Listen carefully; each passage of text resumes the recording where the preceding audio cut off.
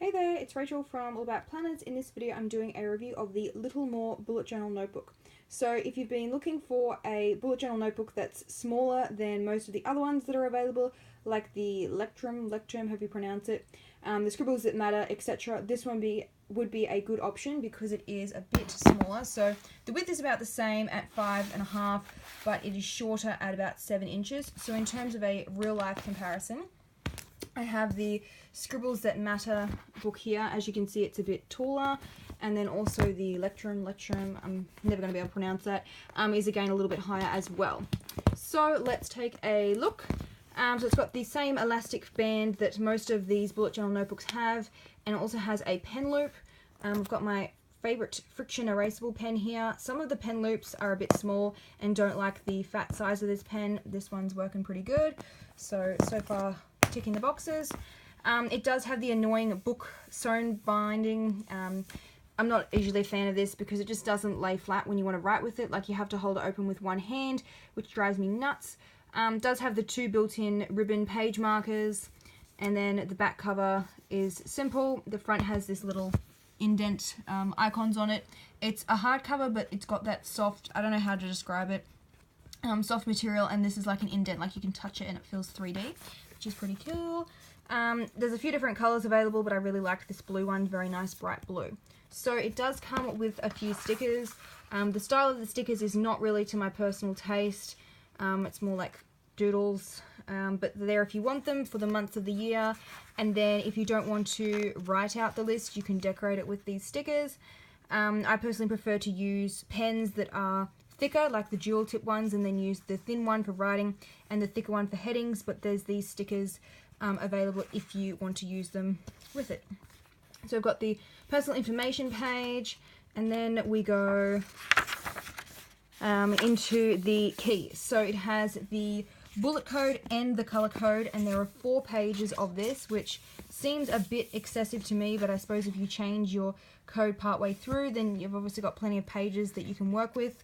The line spacing in this planner is quite small. It's a small page size, and then you only get about a bit less than 0.25 inches high for the line spacing. Most planners do 0.25 as like the minimum. And then we go into the index pages. So again, there's 4 of these. I personally think that you can never have too many of these because I like to have lots of different lists going in notebooks, but 4 is more than most of the other bullet journal notebooks tend to only have 2, so that's definitely a pro. The paper feels really smooth. I've done a pen test, which I'll get to in a sec.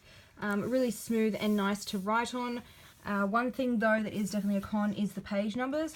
They're in the middle of the page rather than at the edge of the page. So if you're going like that, all you're seeing is the logo for the notebook. You're not seeing the page numbers until you turn the page quite a bit.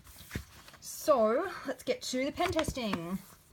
So I grabbed a whole bunch of pens that are pretty popular and some of my personal favorites, like the Papermate Inkjoy Gel, some highlighters, the Mamby stamps, and the friction erasable stamps. So in terms of bleed through and ghosting, as always, the pens that I use for headings, which are the thicker end of the dual tip ones, are quite fat.